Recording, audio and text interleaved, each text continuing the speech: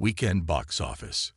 KPop Demon Hunters stuns in first place finish. Key takeaways.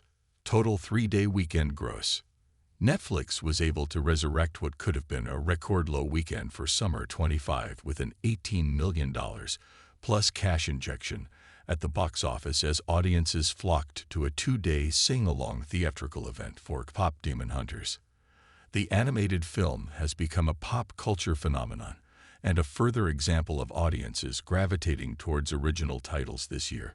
Speaking of original movies, Weapons also overperformed at number 2 with $15.6 million as it continues its strong showing at the box office.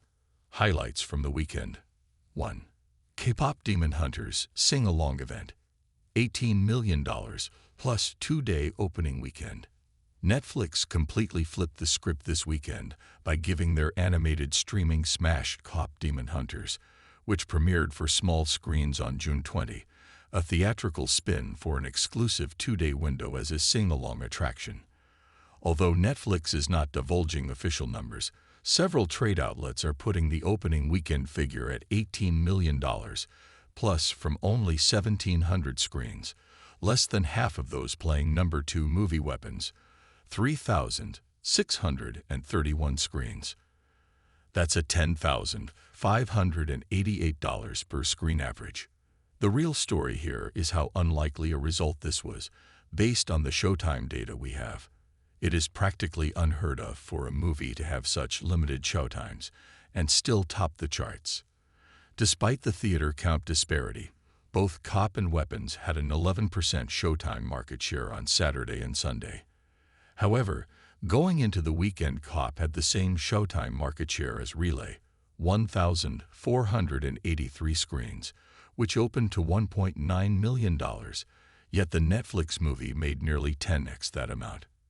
KPop achieved the number 1 ranking while only playing in 37% of theaters in the United States, with the majority of showtimes in the country being delivered by Regal, Cinemark, Marcus Theaters, B&B Theaters, Alamo Drafthouse, and Harkins Theaters.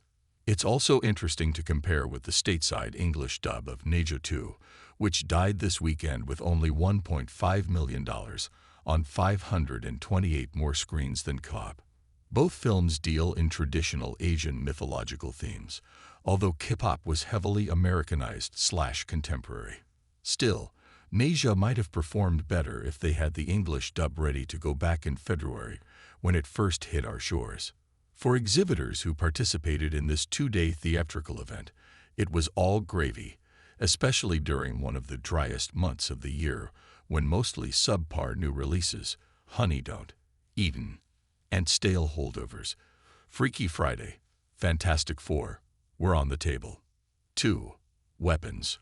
While KPop Demon Hunters may have held the real power this weekend, ComScore will report the official number 1 movie of this frame as UBB's Weapons, which made $15.6 million on 3,631 screens for a $4,296 PSA, just above our high-end prediction. The percentage drop was also lower than last week, with 36%, proving the movie has staying power. That brings the domestic total on Zach Cregger's acclaimed horror film to $115.88 million, meaning sometime in the next week or two it will likely take down Final Destination. Bloodlines, $138.1 million, as the number 2 horror movie of the year. It is number 13 domestically for the year so far. Here's how the 3-day looked. Friday, $4.67 million. Saturday, $6.42 million. Sunday, $4.5 million.